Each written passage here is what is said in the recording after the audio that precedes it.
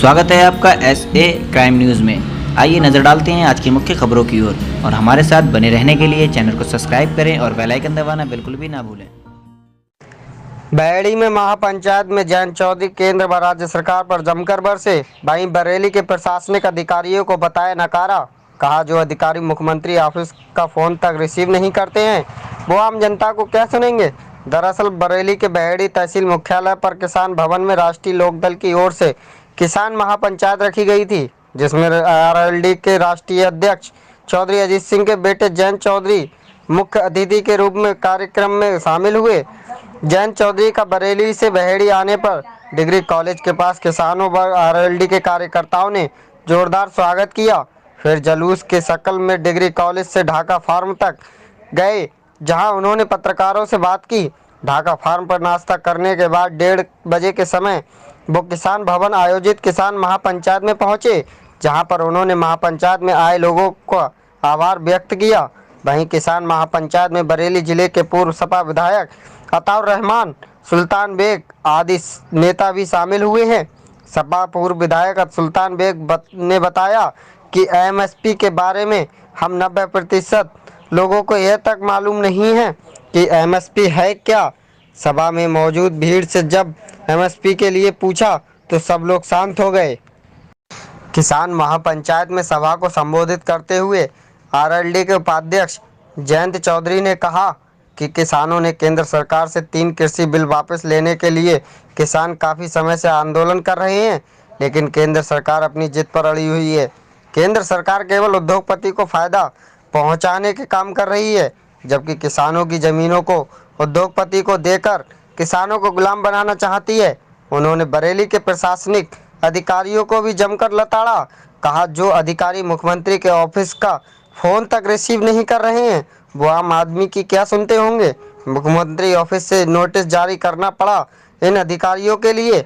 वहीं उन्होंने कहा कि देश को वे औलाद चला रहे हैं तो उन्हें किसी का दर्द क्या दिखाई देगा। सरकार तो सिर्फ पूंजीपतियों के हाथों की कठपुतली बनकर रह गई है। बंगाल में होने वाले विधानसभा चुनाव को लेकर जयंत चौधरी ने कहा कि ममता बनर्जी अकेले ही पूरी BJP को हिलाकर रख दिया है, जिनके पैरों में चोट भी लग गई है, जो अब घायल शेरनी बन गई है, जो बंगाल में विधानसभा चुनाव के बाद फिर मुख्यमंत्री बनेंगे। बहेड़ी में किसान महापंचायत को लेकर प्रशासन के ओर पुख्ता इंतजाम किए गए थे, जिसमें कई थानों के फोर्स के साथ एक बटालियन PSC भी किसान महापंचायत के दौरान लगाई गई थी। बरेली से संवाददाता शाहिद अंसारी की खास रिपोर्ट। जैन साहब, आज आप पंचायत में आए, क्या मैसेज देंगे यहाँ के लोगों के अंदर नाराजगियाँ हैं, लोग इन कानूनों को स्वीकार नहीं कर रहे। जगह जगह पंचायत करके वो इस बात को सरकार को महसूस कर सरकार कानून वापस ले और MSP के लिए कानूनी प्रक्रिया कोई ऐसा यंत्र बनाए, तंत्र बनाए। ये किसानों की सर, ये लड़ाई कब तक चलेगी? देखिए, हम तो चलाएंगे ही, लेकिन जो किसान बैठे हैं उन्होंने तो ऐलान कर दिया 111 दिन हो चुके तब भी डट के बैठे हैं और उन्होंने कहा है 100 दिन की बात नहीं, लड़ाई नहीं है, 200 दिन भी बैठना पड़े तब भी नहीं। सर, ये लोग हमारे किसानों को जो खालिस्तानियों और आतंकवादी बोल रहे हैं, इनके लिए क्या कहना चाहेंगे? देखिए, रीढ़ की हड्डी देश की आज भी खेती से जुड़ा हुआ बहुत बड़ी कुर्बानी देते हैं। उनके बच्चे, घर के लोग देश की रक्षा में तैनात हैं। इनका अपमान मतलब देश का अपमान, तिरंगे का अपमान, राष्ट्रीयता का अपमान है। वे भारतीय जनता पार्टी के मंत्री हों, सांसद हो, विधायक हों, जिन्होंने भी बातें की हैं, वे देश से जुड़े हुए लोग नहीं। चौधरी साहब, UP के CM जो है बंगाल में जाके कहते हैं कि ममता जय श्री राम नहीं बोलते। उनके पास और कुछ पिटारे में है नहीं ना, ये इन्हीं मुद्दों को उछालते हैं। बाकी बेरोजगारी पर शांत है, नकली दुर्गेश जैसे खड़ा करके वीडियो खिंचवाते हैं और ट्वीट करते हैं। किसानों यानी इनके पास एक भी ऐसा आदमी नहीं मिला, व्यक्ति नहीं मिला जिसको इन्होंने नौकरी दी हो, जो कैमरा के आगे कह सके कि मुझे पारदर्शी तरीके से समय पे नौकरी। किसानों की आय दोगुनी करने की बात कही गई थी, लेकिन महंगाई जरूर दोगुनी हुई है। किसान की आय दोगुनी हो गई है। आने वाले दिनों में यूरिया की फर्टिलाइजर सब्सिडी भी सरकार समाप्त करना चाहती है और जो बिजली 250% महंगी हो गई उत्तर प्रदेश, इससे भी किसानों की लागत आरक्षण के खिलाफ जो है बैंक कर्मचारी बाहर निकल रहे हैं उनके। ये सरकार एक ही भाषा जानती है, जब तक जनता विरोध नहीं करेगी ये लोग मानेंगे। कर्मचारियों ने विरोध किया, अगले दिन ही वित्त मंत्री का बयान आ गया कि नहीं हम सारे बैंकों को नहीं बेचेंगे। इसी तरह सारे किसान आगे आएंगे तो तभी मानेंगे इस बात को कि हम सारी जमीन नहीं बेचेंगे। क्या बैंक कर्मचारी को भी कोई टैग लगेगा, खालिस्तानी या पाकिस्तानी या? ये तो अच्छी बात है, अब 90% देश की आबादी एक तरफ हो जाएगी। चौधरी साहब 22 का वो कहते हैं ना 70 और 30 हम खेलते हैं, 90 और 10 हम खेलेंगे। 22 का चुनाव नजदीक है, इस वक्त स्तरीय पंचायत चुनाव चल रहा है, तो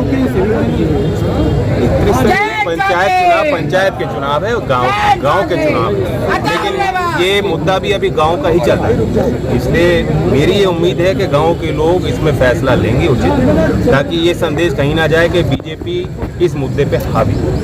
कितना ही पैसा लगा लें, कितने बड़ा तंत्र इनके साथ, कैसे ही बड़े बड़े नेताओं को भेजें, लेकिन मेरा मानना है कि पंचायत स्तर पे भी लोग फैसला लेंगे। किसान आंदोलन के समर्थन में लोग मतदान करेंगे। तो सर ये अपनी पंचायत कब तक और कहाँ चलेगी? जब तक हल नहीं निकलता तब तक हमें भी सड़क पर रहना। क्या लगता है सर पंचायत से के बंगाल चुनाव पे असर पड़ेगा? हर चुनाव पे पड़ेगा। मैंने तो बंगाल की बात यहाँ कही। बंगाल पे जो है राकेश टिकैत वहाँ जाके फेलवा हो गए, एक तरीके से मीडिया दिखा रहा है कि ममता के समर्थन में। आप क्या कहेंगे? अच्छी बात है, ममता फाइटर है, उनमें क्षमता है, और चोटिल होने के बाद भी जैसे कोई चोटिल शेरनी हो उधार रही है। तो यही उम्मीद है कि जनता इन चीज़ों को पहचानेगी, इन गुणों को पहचानेगी, उन्हें ताकत देगी। तो सर ये कहा जा रहा है कि ममता की जीत में ही किसान की जीत है सर। हर चुनाव में जब तक बीजेपी की मुखालफत लोग नहीं करेंगे, उन्हें सबक नहीं सिखाएंगे, जो एक भाषा वो जानते हैं, वोट की चोट नहीं देंगे, तब तक ये असरदार आंदोलन नहीं। किसान आंदोलन में एक तरीके से ये सामाजिक आंदोलन है, लेकिन इसे राजनीतिक आंदोलन बनाना अवश्य है। आज आपने यहाँ सत्ता वहाँ से आती है। आज आपने यहाँ एक नया नारा दिया है, आपसी भाईचारा जिंदाबाद। भाईचारा जिंदाबाद। तो क्या इसको आगे लेकर के हम इसके विशेष कार्यक्रम यूपी में चलाएंगे, जहाँ आपसी मतभेद भुलाकर जो संवाद होना चाहिए, सर्वधर्म में जो एक सम्मान होना चाहिए एक दूसरे का, वे भावना हम आगे रखें। तो आयोजन होंगे। अभी तो किसान पंचायत चल रही है, अगले दौर में लोगों के बीच उस ढंग में, उस रंग में हम पेश उत्तराखंड से लाया गया है, जिसकी कोई औलाद नहीं है, न होने की उम्मीद है, दिल्ली में बैठे हैं, उनका भी कुछ नहीं है। और बात सुनो, जिसकी औलाद या जिसका कोई वारिस नहीं होता है, उसका दिल पत्थर का हो जाता है। इसीलिए जो फैसले आ रहे हैं, बहुत कर रहे आ रहे हैं। आज खाली किसान परेशान नहीं है, आज वो व्यापारी भी परेशान हैं, जो मझले व्यापारी हैं या छोटे व्यापारी हैं। आज वो बेरोजगार नौजवान भी परेशान हैं, जिसके वालिदैन ने, जिनके पेरेंट्स ने बड़ी मुश्किल से अपना पेड़ काट के अपने बच्चों को पढ़ाया है। लेकिन मैं आप लोगों से एक बात पूछना चाहता हूं, बड़ी ईमानदारी से बताना। ये बताओ, ये जो 3 काले कानून हम लोग कहते हैं कि ये जो केंद्र सरकार ने बनाए हैं, मोदी जी ने बनाए हैं, भाजपा कहती है ये किसानों के हित में है, और हम लोग कहते हैं ये किसान के हित में नहीं है। लेकिन ये कानून है क्या, इसकी परिभाषा क्या है, ये बनाए क्यों गए हैं, इसका दायरा क्या है, इसका उद्देश्य क्या है, ये क्या आप लोग जानते हैं?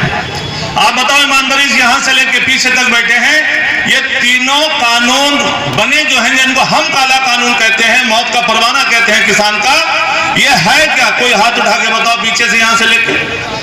बस 5 लोगों ने बताया कि मैं जानता हूं। ये 6 होगा 7, और यहाँ हजारों की तादाद में लोग बैठे हैं।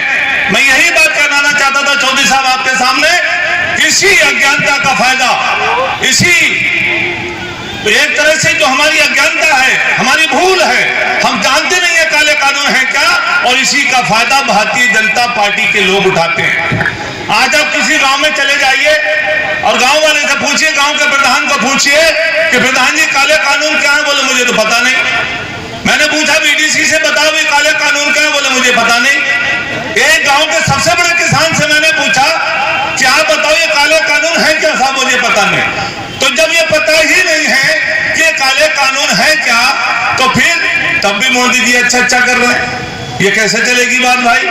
तब भी मोदी जी अच्छा कर रहे हैं। जानना चाहिए हम लोगों को, कहना चाहिए। और यहाँ मैं नेताओं से भी अनुरोध करूंगा कि 3 कानून हो गए, यही कहते कहते रट्टा लगा के 3 महीने से ज्यादा हो गए। ये भी बताना चाहिए किसान भाइयों को, गांव के लोगों को कि 3 कानून हैं क्या और क्यों तुम्हारे हित में नहीं है, क्यों हमारे खिलाफ है। और ये भाजपा वाले जो झूठ बोलते हैं, ये काला झूठ बोलते हैं, इनका झूठ है कैसे, ये जानना जरूरी है। ये कानून के बारे में बता दूं आपको, और बाकी सारे कानून वो अगर लागू होता है तो सारे कानून अपने आप ही खत्म, अगर वो खत्म तो सारे कानून खत्म। ऐसे ही बने रहने के लिए हमारे चैनल को सब्सक्राइब करें और बेल आइकन दबाना बिल्कुल भी ना भूलें। फिर मिलेंगे ऐसी विशेष खबरों के साथ। हमारे साथ बने रहने के लिए आपका धन्यवाद।